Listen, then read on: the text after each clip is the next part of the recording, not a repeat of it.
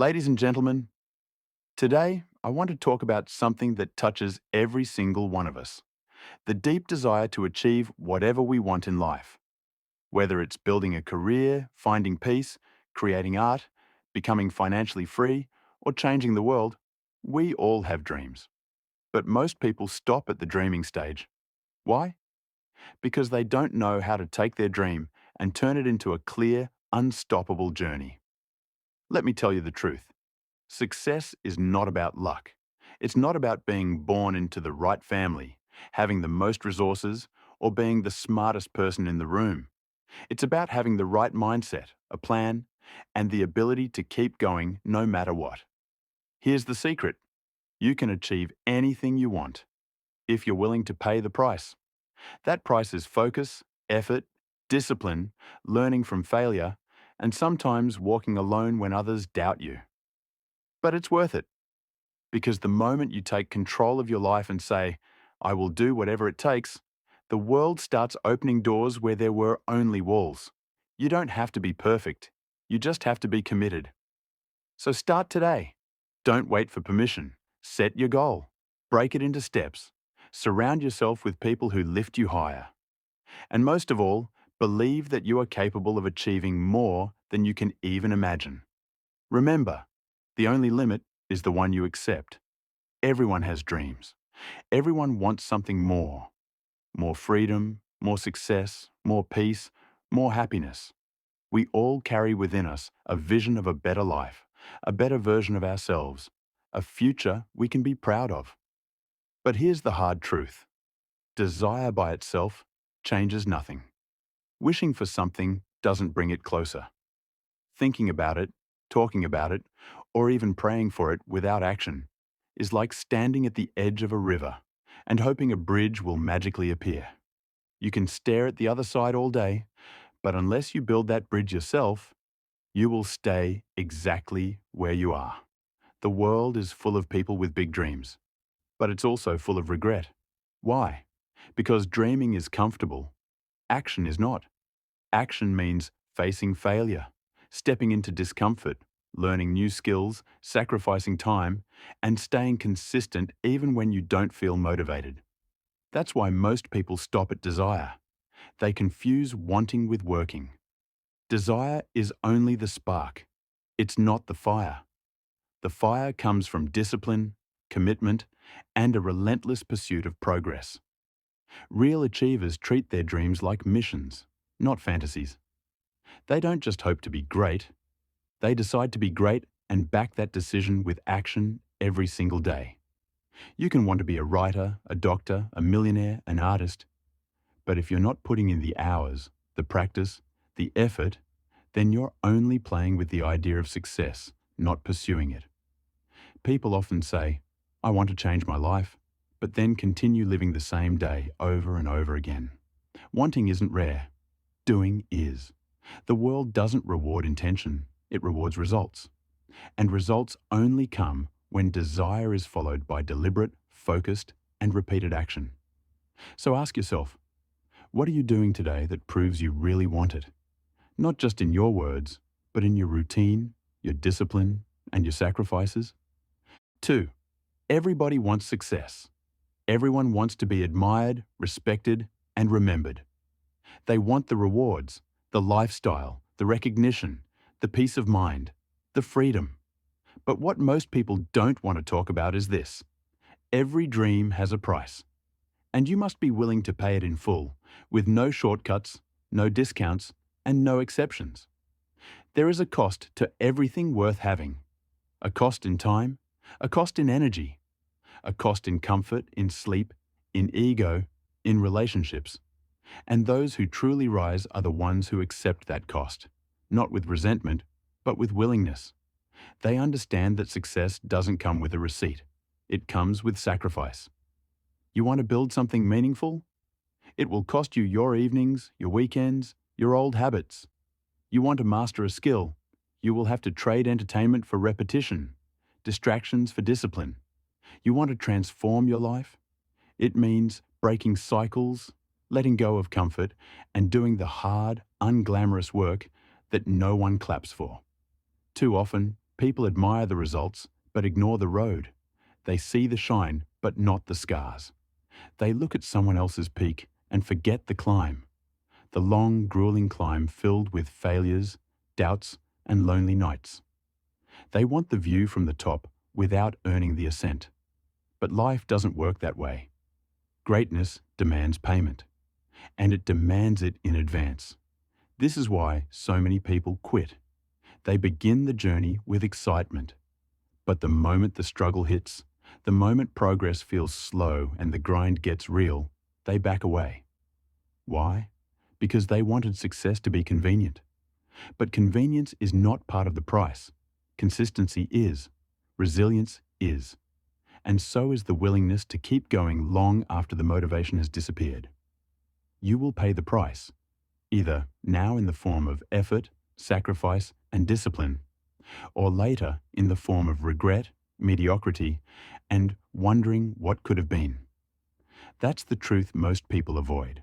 Success is expensive, but failure has a cost too. It just doesn't show up until later. And by then, it's far more painful. Paying the price also means giving up who you were for who you want to become. It means being brutally honest with yourself. It means outgrowing the version of you that procrastinates, that makes excuses, that waits for the right mood or moment. That version has to die for the new one to rise. And remember, no one else can pay it for you. Not your family, not your friends, not your mentors. They can support you, guide you, even cheer you on. But you have to wake up early. You have to stay focused. You have to keep going when it hurts. You have to do the work when nobody's watching, when nobody's applauding, and when nothing seems to be working. That's the price. And the people who pay it without complaining are the ones who earn the prize. 3. There comes a moment in every person's life where they must ask themselves a hard, life-changing question. Am I the one steering my life, or am I just a passenger being carried by circumstances? And the difference between those who succeed and those who stay stuck is simple. The successful ones take control of their life, completely, relentlessly, without waiting, without asking for permission. It's easy to blame the world, your past, your parents, your environment, the economy, the government, the system, the unfairness of life. And sure, all of those things may have affected you. They may have hurt you, but they don't get to define you. Not unless you let them. When you give your power away to blame, you give away the steering wheel of your future. You accept that you're not in charge, that you're not responsible, and that someone or something else will decide what happens next. But the moment you say, "No more excuses. My life is my responsibility," that's the moment everything begins to change. Taking control isn't about pretending life is easy. It's about standing up and saying, "No matter what happens to me, I decide how I respond. I decide what I do next. I choose who I become." That mindset alone separates leaders from followers, creators from complainers, warriors from victims. You can't control everything. No one can. But you can control your attitude. You can control your choices. You can control how you spend your time. You can control what you read, who you surround yourself with, what habits you build, what thoughts you entertain, what goals you set, and how hard you work. That's more than enough power to change your entire reality. And yet, many people wait. They wait for the perfect time, the perfect mood, the perfect opportunity. They say things like, "I'll start when I have more money, more time, more support." But control isn't about waiting. It's about acting, especially when things are messy, unclear, and uncomfortable. Taking control means saying, "Even if the timing isn't perfect, I'll start anyway. Even if I'm scared, I'll show up. Even if I fail, I'll learn and try again." The most powerful people you'll ever meet are not the richest or the loudest. They are the ones who took responsibility for their destiny. They didn't accept life as it was handed to them. They shaped it, one decision at a time. They created structure when life was chaotic. They built habits when motivation was gone. They trusted their vision when no one else could see it. They chose discipline over drama, ownership over victimhood, and vision over circumstances. And here's the most important part. Nobody is coming to save you. Not in the way you might hope. Yes, you may have support. Yes, you may get guidance or love along the way. But in the end, it's your life, your race, your hands on the wheel. If you don't take control, life will keep happening to you. But if you take control, truly, fiercely, without apology, then life will start happening for you. Before you win anywhere else, in business, in your career, in your relationships, in your health, you have to win inside your own head, because that's where every battle truly begins. Not in the world outside, but in the space between your ears. That is the real war zone. And it's either working for you or it's working against you every single moment of every single day. The thoughts you feed yourself shape the world you live in. Your beliefs, your self-talk, your internal dialogue, they become the foundation of everything you do or fail to do. If your mind is filled with doubt, fear, excuses, and hesitation, then no matter how much potential you have, you will remain stuck. But if your mind is trained, focused, confident, and disciplined, there is nothing, absolutely nothing, you can't overcome. Think about it. How many dreams have died before they even started because of one internal sentence? What if I fail? That sentence alone has paralyzed millions. Now contrast that with, what if I succeed? That shift, that tiny mental reframe, can ignite action, hope, and a new future. That's the power of your mind. It can either be your most powerful weapon or your greatest weakness. It can be the voice that pushes you forward when the world says stop, or the voice that drags you down when the world says go. That's why mastering your mind is not optional. It's essential. And mastering your mind doesn't mean you never feel fear or doubt. It means you know how to talk back to those voices. It means you recognize the lies your insecurities try to feed you and choose not to believe them. It means you are constantly aware of the thoughts you allow to live rent-free in your head, because you understand that thoughts become beliefs, and beliefs become actions, and actions become your life. It's not enough to work hard physically. You must train mentally. That means feeding your mind with truth, discipline, and purpose. That means protecting your mental space like a soldier guards a fortress. Because if you let negativity in, it will spread like poison. You have to replace it with clarity, purpose, and belief. You must teach your mind to keep going when your body wants to quit. You must teach it to rise after every failure, to see rejection as redirection, and to treat pain as fuel instead of defeat. When life throws chaos at you, when the path is unclear, when the pressure mounts, when the people around you doubt you, your mind must remain unshakable. And here's the truth most people avoid. The world won't always believe in you. In fact, it might criticize you, laugh at your ambition, or try to pull you back into comfort. But if your own mind doesn't believe in you, then who will? That's why you must be your own commander, your own motivator, your own source of strength. Because the voice in your head is the only one you can't run from. So you better make sure it's working with you, not against you. If there's one truth that separates achievers from dreamers, it's this. Motivation is unreliable. Discipline is everything. Motivation is a feeling. It comes and goes. It can be triggered by a video, a speech, a moment of inspiration. It feels good. It's like a surge of electricity that gets you moving. But here's the problem. What happens the next morning, when you're tired? When the alarm clock goes off at 5 a.m. and the world is still dark? What happens when no one is cheering you on? When the fire inside starts to flicker instead of roar? That's when discipline steps in. Discipline is not a mood. It's a muscle. It's not about feeling like doing something. It's about doing it regardless of how you feel. Discipline is getting up and working on your goals when your body wants to sleep. It's putting in the reps, the hours, the pages, the calls, the practice. Not because it's exciting, but because it's necessary. Success doesn't come to those who sometimes feel motivated. It comes to those who are always committed. Let's be honest. Everybody wants results. Everybody wants to be fit, wealthy, skilled, successful, admired. But the uncomfortable truth is that very few people want the process. The boring, repetitive, grinding process that no one claps for. And that's where discipline becomes the ultimate weapon. It turns the mundane into momentum. It turns routine into excellence. Motivation might help you take the first step, but discipline is what keeps you walking when the road gets steep. It's what carries you through the days when progress is invisible, when everything in you screams to quit, when the voice in your head says, "You're tired, take a break." And you answer, "No, we keep going."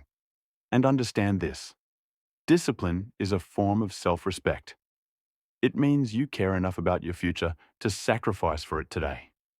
It means you don't let moods decide your moves. You don't let comfort win the battle.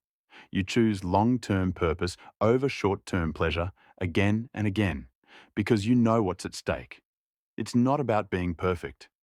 It's about being consistent. You don't need to feel like a warrior every day, but you do need to act like one. Because while others are waiting for motivation to return, the disciplined are already miles ahead, building, growing, winning. They don't need fireworks, they've got fire within. Discipline is what separates the good from the great, the talkers from the doers, the planners from the performers. It's quiet, it's gritty, it's not pretty, but it's unstoppable. If you want to achieve anything extraordinary, if you want to rise above average and stay there, then this mindset must become a part of your core identity. You are always a student. Always.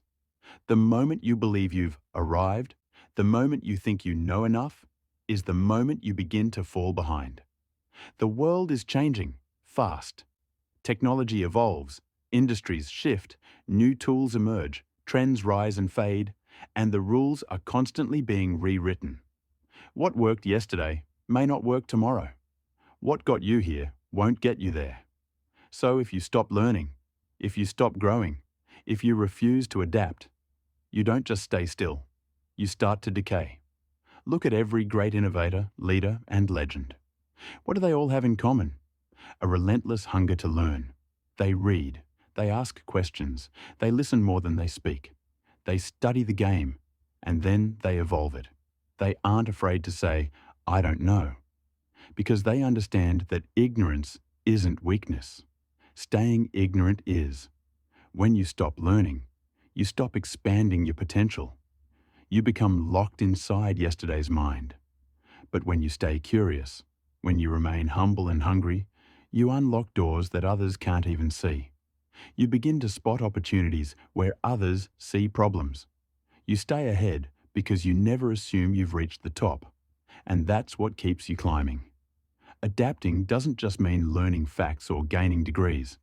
It means adjusting your strategies, your mindset, your habits, even your identity. It means letting go of pride and admitting when something isn't working. It means evolving not just your skills, but your beliefs, your systems, your environment. Adaptability is survival, but more than that, it's how you thrive. Some people fear change. They resist it. They cling to the comfort of the known. But those who rise, those who leave a mark, embrace change. They lean into it. They study it, and then they use it. They understand that transformation doesn't happen in the familiar. It happens in the unknown. They don't just react to change. They create it. And learning isn't a phase. It's a way of life. Whether you're 17 or 70, whether you're starting out or already winning, there is always another level. There is always more to uncover, more to explore, more to become. Your mind is the most powerful tool you own, and the more you sharpen it, the sharper your life becomes.